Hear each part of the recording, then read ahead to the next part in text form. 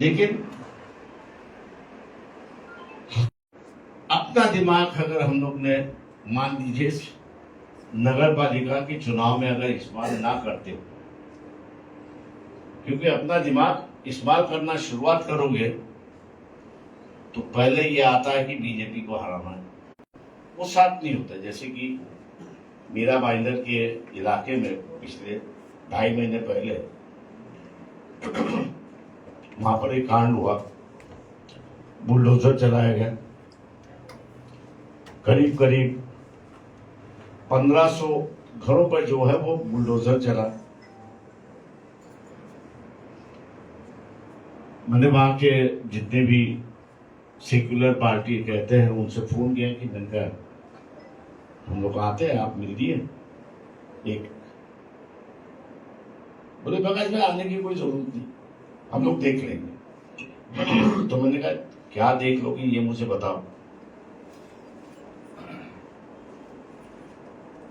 बोले नहीं उसको संभाल लेंगे हम लोग। मैं क्या संभालने की बात नहीं है, एक सुप्रीम कोर्ट का जजमेंट आ चुका है कि भाई किसी की भी मकान गिराना है तो कानूनी तौर से उसको गिरा सकते हैं, गैर कानूनी तौर से गिरा नहीं सकते। मैंने कहा इतनी मांग कर लो कि जिनके कानून की तौर से गिरे हुए हैं उनकी एक अलग लिस्ट बनाओ, जो गैर कानूनी तरीके से गिराए गए हैं उसकी अलग से लिस्ट बनाओ, और कमिश्नर से कहिए कि भाई तूने ये गैर कानूनी तरीके से जिसको गिराया है उसका कॉम्पनसेशन आपकी तरफ से होना चाहिए, सरकार की तरफ से नहीं, अपनी जेब से होना चाहिए। बोले ये कैसे मांग कर सकते हैं? उनका कानून उसको कहता है कि कारपोरेशन चलानी है, चलाते समय उसको किसी का मकान अगर इलीगल है, गैर कानूनी है, तो वो गिरा सकता है, ऐसी एक परिस्थिति है। लेकिन बिना तय किए हुए कि ये गैर कानूनी है उसको गिराने का अधिकार है नहीं।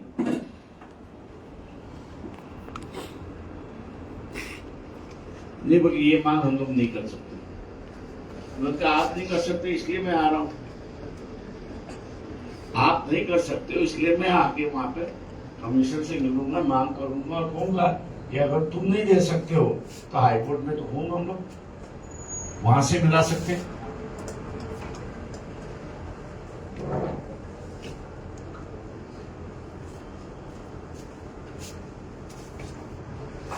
ये भी जो सेक्युलर पार्टियां हैं, ये सेक्युलर पार्टियां भी एक तरीके से बीजेपी से डरी हुई है। इनका डर मैं कहूंगा दिखाने का डर है। अपने ऊपर बात आई तो फिर ये बीजेपी को अपने हाथ पे लेने के लिए तैयार होते हैं। जैसे कि शरद पवार की बात आई, ईडी का मामला है तो खुद ही गया कार में ईडी के सामने, खुद ही जाके ईडी के ऑफिस में सामने खड़े रहे, मुझे पकड़ लो, क्योंकि मामला खुद का था।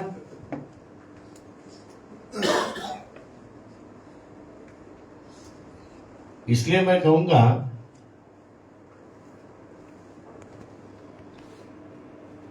कि हम लोग ने जो है वो खुद लड़ने की आदत डालनी चाहिए, ऐसा मैं कहूंगा। अब एक बात को भूलते हैं कि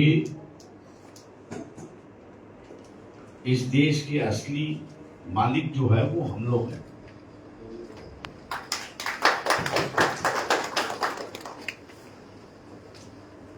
इसलिए मालिक जो है वो हम लोग हैं, जिनको हम लोग चुन के देते हैं उनकी हैसियत जो है वो नौकर की हैसियत है।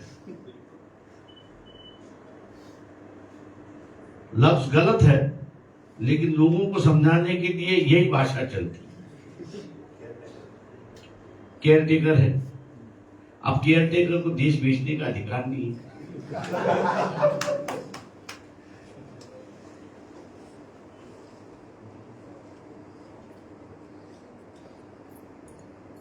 मैं ये कहूंगा कि यहां से एक नई शुरुआत होनी चाहिए। पिपरी चिंचवड़ में जो है करीब करीब 6 प्रभाग ऐसे हैं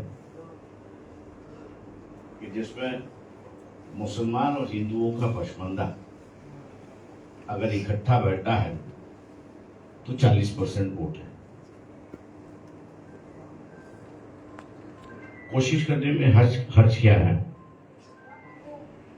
कोशिश करने में हर्ज क्या है कि कामयाबी मिलती या नहीं मिलती देखने के लिए।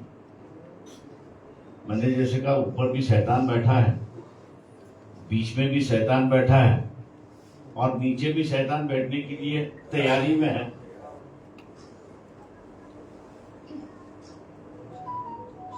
नुकसान जो पहुंचा सकता है वो बीच वाला और ऊपर वाला पहुंचा सकता है।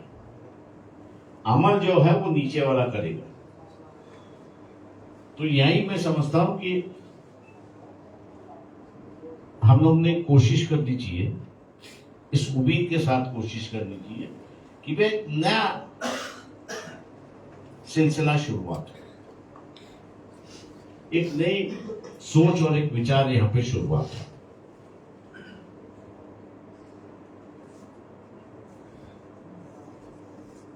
हालांकि सही है कि बंबई में हम लोग कांग्रेस के साथ बैठे हैं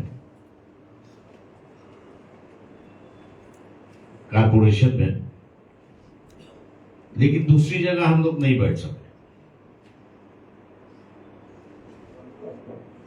और उसकी वजह यह है कि कांग्रेस वालों को हमने पहले कहा था कि अगर अब तुम नारद मुनि को बाहर रखोगे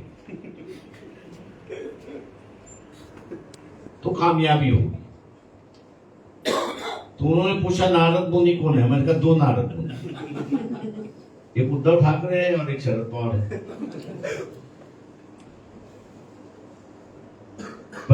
पहला उन्होंने निर्णय किया कि भैया हम दोनों को बाहर रखेंगे, समझौता नहीं करेंगे।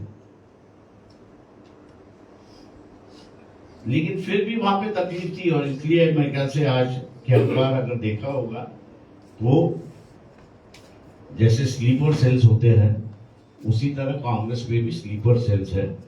और आज की खबर है कि बंबई कमेटी के अध्यक्ष और उनके सदस्य प्रेस कॉन्फ्रेंस में उपस्थित नहीं थे।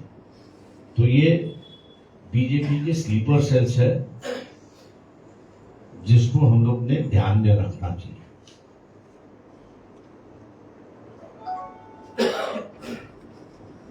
और जहां जहां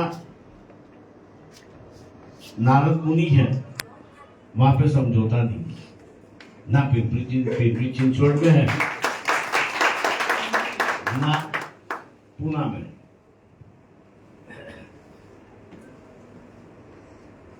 क्योंकि इनकी भी मजबूरियां हैं, उस मजबूरियों को मैं यहां दोहराना नहीं चाहता हूं, लेकिन इनकी हालत ऐसी है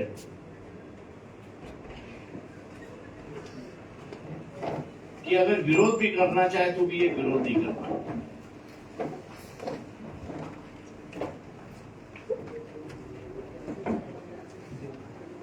क्योंकि हकीकत में आपसे अगर कहूं कि 3 दिन पहले अरविंद तायडे यहाँ पर नहीं है, 3 दिन पहले अरविंद तायडे के जो पुना के अध्यक्ष है उनकी यहाँ से मुझे खबर आई कि राष्ट्रवादी और दोनों राष्ट्रवादी एक साथ बैठे नहीं। तो मैंने कहा ये नहीं हो सकता। बोले बैठक में आया हूं, दोनों राष्ट्रवादी कह रहे हैं कि अलग अलग हम बैठेंगे। तो मैंने कहा सबर कर, तो एक के साथ मत बैठ, दोनों के साथ बैठ ले। अगर असली में अगर झगड़ा हो तो सामने आ जाएगा। जैसे ही अडानी आए सब बराबर। अडानी अकेले नहीं आए, संदेशा लेके आए, तिहार का दरवाजा खुला है, अगर गड़बड़ करना चाहो तो ठीक है आप कर लो, लेकिन तिहार जो है जगह खाली है। मतलब ये आज हकीकत है, ऐसा मैं कहता हूं। और इसको हम लोग नजरअंदाज नहीं कर सकते। दिल से अगर कितने भी साफ, लेकिन कोई भी मजबूरी से निर्णय नहीं ले रहा है, वो अपने दबाव में निर्णय ले रहा है। और इसलिए मैं समझता हूं कि ये जो हकीकत है इसको हम लोग ने नजरअंदाज नहीं करना चाहिए। और एक नया रास्ता अगर यहाँ से शुरुआत करना है तो मैं कहूँगा कि महानगर पालिका की चुनाव जो है वो एक मौका है, लोगों की जहन बनाने का एक मौका, ऐसा मैं मानता हूँ। एक परिस्थिति उनके सामने लाने का एक मौका है। जैसे मैंने कहा कि यहाँ 6 प्रभाग ऐसे हैं कि जहां पर ये जो नोमैडिक ट्राइब्स है, एससी है और मुस्लिम समाज जो है, इनकी कम से कम आबादी, जो वोटर की जो आबादी है, मतलब संख्या की आबादी नहीं, वोटर की आबादी जो है वो 40% है। अब मान लो दोनों ने तय कर लिया कि नहीं, बकरी की तरह एक ही लाइन में चलेंगे और एक ही को वोट देंगे, चारों वोट जो है हम एक ही को देंगे, हम जिता सकते हैं या नहीं जिता सकते, हम लोग जिता सकते हैं। और मैंने इसलिए कहा कि इस बार मौका देना चाहिए।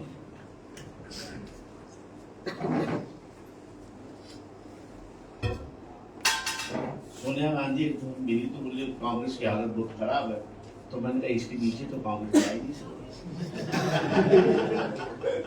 मतलब जितनी डूब गई। अब मैंने कहा इससे ऊपर उठा लो। बोले क्या करें, मैंने कहा ये कर लीजिए कि आपको अगर अध्यक्ष बनाना है किसी को तो एक ही मापदंड लगाइए, और वो कांग्रेस का जो सेवा दल है, कांग्रेस के सेवा दल जो है, उस कांग्रेस के सेवा दल में से ही आप अध्यक्ष बनाएंगे तो आपकी तरक्की होगी, वरना तरक्की होगी। क्योंकि जितने भी बाहर से आएंगे या ये कहेंगे कि हम कहते हैं, मतलब वो उनकी बीमारी भी ले आएंगे। और ये सेवा दल का जो कार्यकर्ता है कांग्रेस का, ये सेवा दल का कार्यकर्ता बेचारे बचपन से ही उसने अपनी जिंदगी जो है वो कांग्रेस की विचार और कांग्रेस की सेवा में लगाई है, और इसलिए उसको आपको ये करना होगा। मैं आप लोगों से गुजारिश करता हूं कि इसकी हम लोग शुरुआत करें। परिणाम क्या होगा इसका सोचना नहीं है, क्योंकि जो परिणाम जो है वो हो चुका है। 1929 के बाद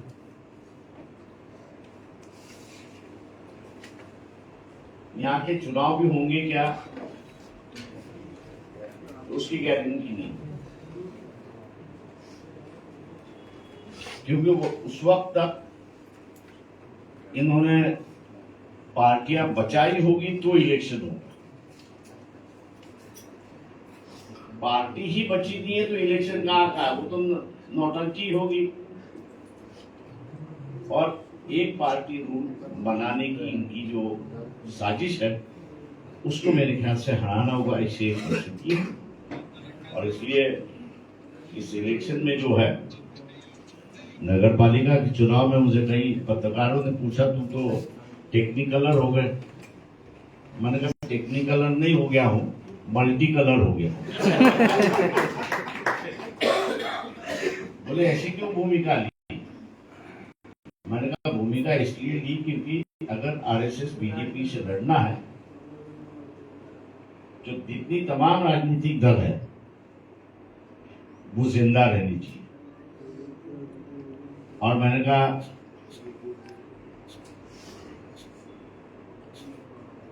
बाबा साहब की वजह से कुछ लोग विश्वास करते हैं, तो उन्हीं लोगों के माध्यम से ये अगर राजनीतिक दल जिंदा रहे, इनमें अगर ताकत रही, तो बीजेपी का जो एक नक्शा है कि वन पार्टी रूल लाने का जो नक्शा है, उसको कुछ सालों तक हम लोग आगे धकेल सकते हैं।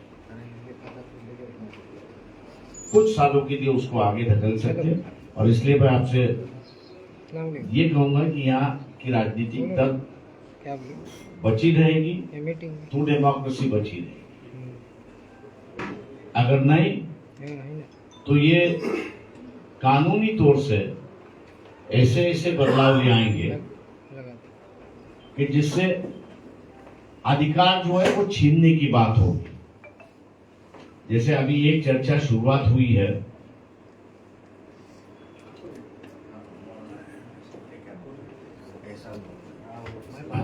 एक बात हो रही है कि प्रेसिडेंट जो है अब मुर्मू मैडम है, उनको ज्यादा अधिकार देने चाहिए। अभी के जो अधिकार है वो पार्लियामेंट के पास अधिकार।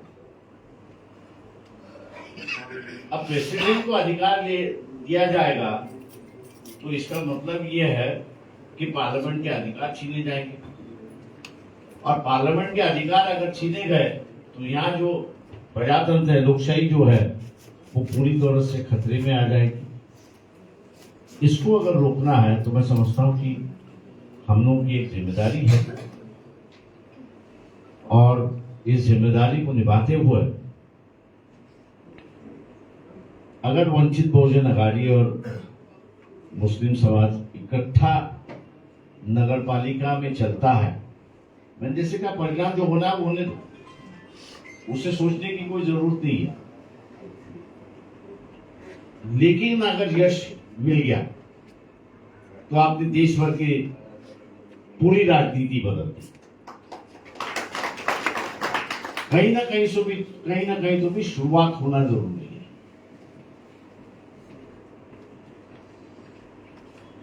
मैं उत्तर प्रदेश की बात कहूं, जो मुझे इतने सालों तक कांग्रेस गिराती आ रही है उसकी वजह मैं बता रहा हूं। डरती भी है कांग्रेस, नहीं ऐसा नहीं है। इंदिरा गांधी की जब हत्या हुई उसके बाद के जो इलेक्शन हुए, उस इलेक्शन में मैं मुस्लिम लीग के साथ में समझौते में था।